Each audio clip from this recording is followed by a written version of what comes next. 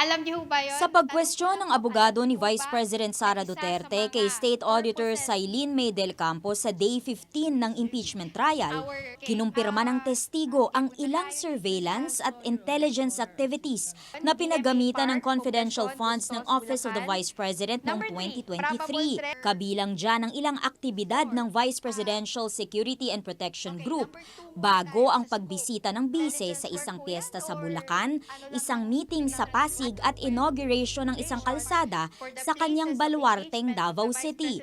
Ayon sa mga dokumento, may posibleng banta galing sa New People's Army, cause-oriented groups at kriminalidad. So interesting. Profiling and security tagging of participants who will be attending the event. Part ba ng confidential activity yan or normal lang yan na part ng OVP, admin work? Number 12 po.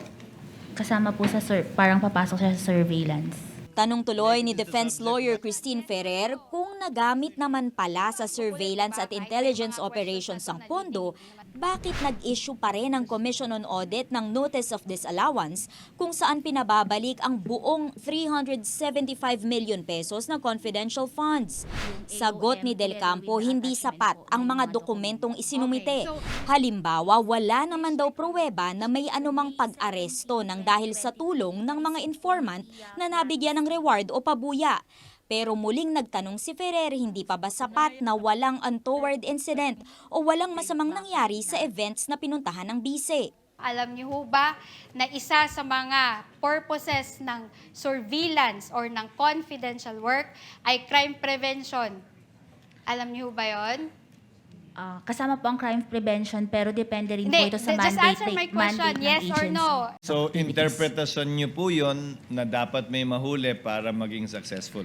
Nilinaw ng State Auditor na si Sailin May del Campo na kung hindi naman humantong sa pag-aresto yung biniling impormasyon ng OVP, payment for information lang ang kailangang ibigay nito sa halip na reward o pabuya. Doon kasi sa payment for information ay wala na raw dagdag na pruweba na hinihingi ang COA. Pero doon sa payment for reward o pabuya, kailangan daw patunayang nakatulong talaga yung impormasyon ng informant gaya ni Mary Grace Piatos para magkaroon ng pag-aresto. Muli ring naging issue ang mga kakaibang pangalan ng informants. At sa tanong ni Senator Judge Bam Aquino, sinabi ni Del Campo na pinag-aaralan na ng COA ang pagsasagawa ng fraud audit para imbestigahan kung totoong tao ba ang nasabing informants. If a name appears to be funny, does it mean it's fictitious? Hindi ko po siya masasagot kasi Hindi mo siya masasagot, meaning, hindi ko na wala po namang yung sa name po kasi hindi ko masasagot kung totoo o hindi? opo, Okay. tama. Nagkonsulta kasi yung iba naming abogado kay former Commissioner Heidi Mendoza.